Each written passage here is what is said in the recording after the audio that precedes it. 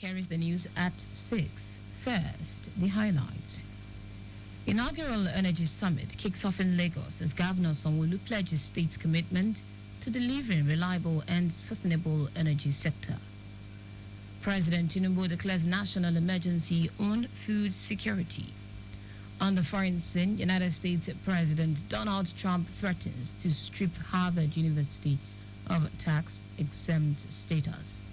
In sports, Nigeria's Flamingos intensifies preparation ahead under 17 World Cup qualifier against Algeria.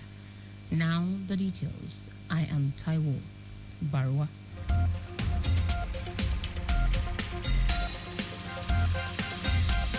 The inaugural Energy Summit has kicked off in Lagos to strengthen the sector, activate innovations, foster collaborations and partnerships, advance renewable technology to deliver electricity to residents at minimal cost.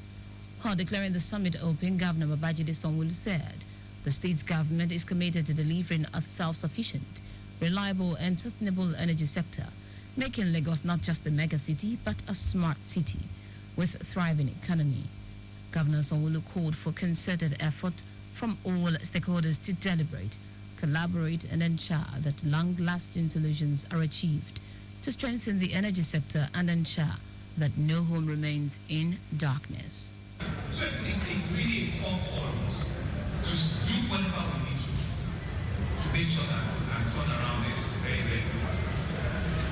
And I want to stand here to tell you that Lagos is our commercial hub, which is the fastest growing mega city in our continent, which is a place that creates homes, gives belief, gives endless possibilities to all and return to, is ready to address this energy access in a sustainable manner. Commissioner for Energy and Mineral Resources Biodun Ogunleye noted that quality research and analysis will be done to assess the needs of residents and deliver energy requirements that will benefit them, while pledging a sustainable future for resolution of energy challenges to make the state a choice destination for liability, investment, and all to achieve their dreams. Ogunleye hinted that the foundation for a gas master plan and key mobility platforms to have a route are expected to be achieved at the summit. We are sure that an energy future for Lagos, the foundation for energy future, is laid. We are prioritizing the mix, diversification of the energy mix, grid modernization, transparency, investment readiness, and regulatory clarity. The difference we seek to make is not just in the bigger megawatts, but in acknowledging the fact that the future of our children will be better secured and more audacious. In his presentation, former Minister of Power, Bath Naji, who commended Lagos State Government for its earlier steps on electricity sustainability from the Bola Tinubu administration, stated that 80 million Nigerians lack electricity supply, urging government at all levels to take decisive actions to address the gap. According to him, the next 20 years, natural gas will be the fuel to power electricity with about 210 trillion cubic feet of gas, noting that for any country that its gross domestic product is growing, the energy support should also increase. Our correspondent Adela Kennedy report that the theme of the summit holding from the 15th to 18th of this month is the journey to energy for all. Officials of the Lagos State Ministry of Women Affairs and Poverty Alleviation WAPA have met with representatives of the Policy Innovation Center PIC and the Albridge Stone Group to solidify their strategic alignment in preparation for the upcoming launch of the Women's Economic Empowerment WE Policy Roadmap, tentatively scheduled for May 2025.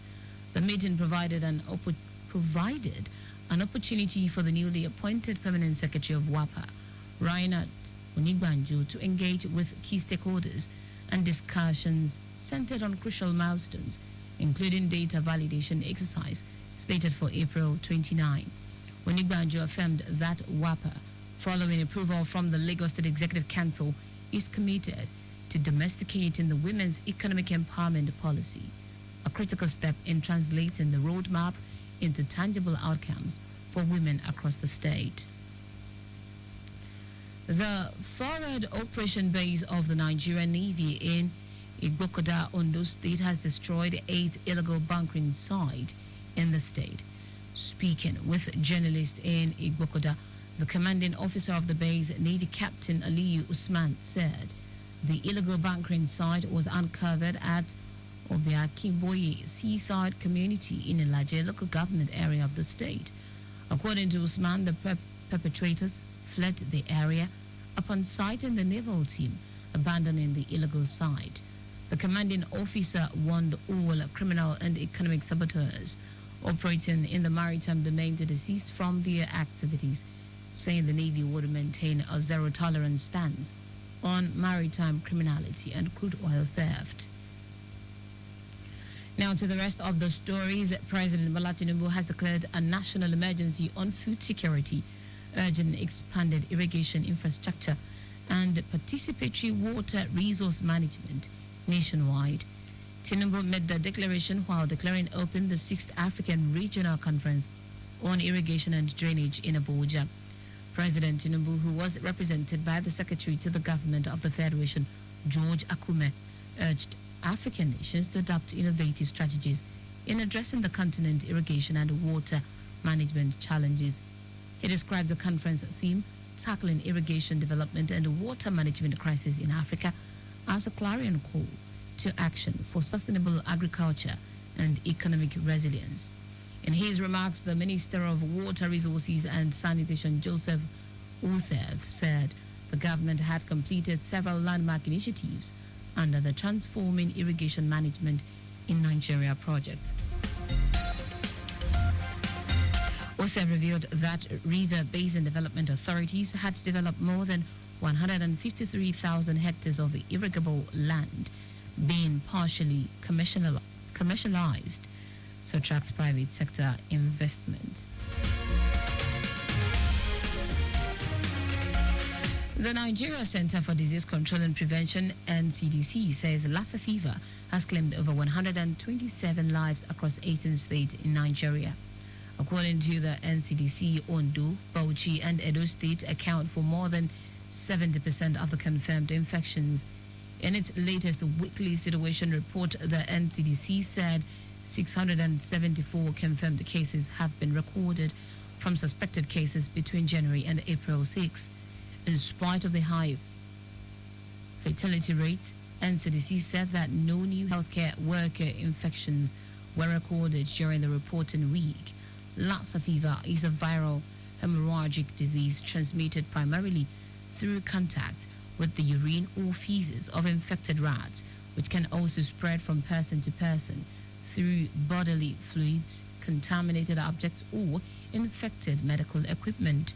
The symptoms include fever, sore throat, headache, vomiting, muscle pain, and in severe cases, bleeding from body openings. The United States mission has continued to engage with Nigeria's creative industry leaders and innovators to discuss building a sustainable ecosystem, unlocking access to new markets, and advancing opportunities for two-way trade and investment in the creative sectors. For the third consecutive year, the U.S. mission has hosted a pre-award reception in honor of the 17th Headies, reputed as Nigeria's biggest and most prestigious music awards show. Guests including creative industry leaders and policymakers, nominated artists, alumni of U.S. government exchange programs, representatives of U.S. business in Nigeria, and members of the diplomatic corps attended the reception, highlighting the growing global reach of the Nigerian music industry. Delivering remarks at the event, U.S. Ambassador Richard Mills Jr. celebrated the profound influence of Nigerian music on the global stage and the vital role that American streaming platforms, record labels, and U.S. government exchange programs have played in amplifying Nigerian music globally, driving economic growth and fostering mutual prosperity for both countries. This exchange program has created unique opportunities for African musicians and industry professionals to engage with the U.S. music scene. In its inaugural year, 3 Nigerian creatives participated in the program, with one selected following his exchange to lead a regional office in Nigeria for a US-based media group, further strengthening US-Nigeria music industry ties.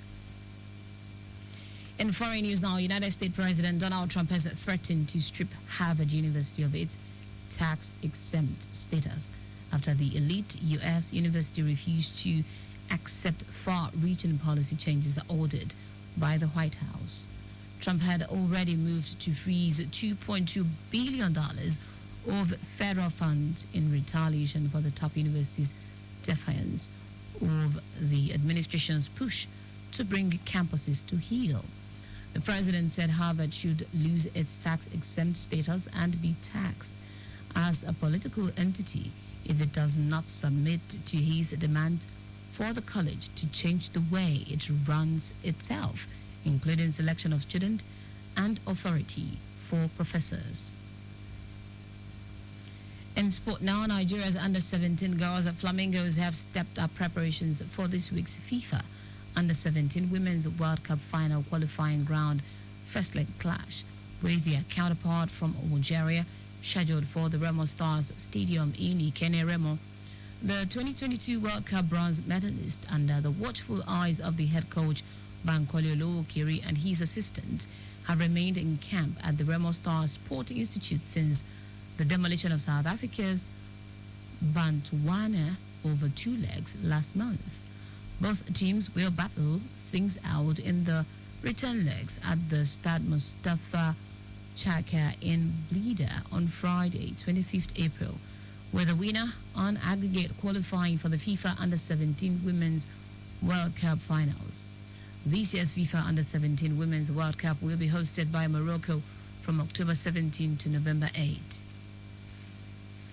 And that's it on the news at 6, but just before we go, slow down at road junctions, intersections, and pedestrian crossings. You can follow us and like all our various social media platforms: X at Traffic Radio 961, Facebook Lagos Traffic Radio 96.1 FM, Instagram Lagos Traffic Radio 961. Subscribe and watch our news and programs live on YouTube at Traffic Radio 961.ng. You can also visit our website www.trafficradio961.ng.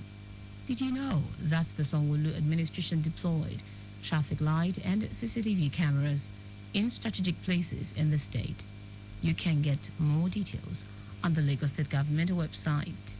To end the news, here are the highlights of the major stories.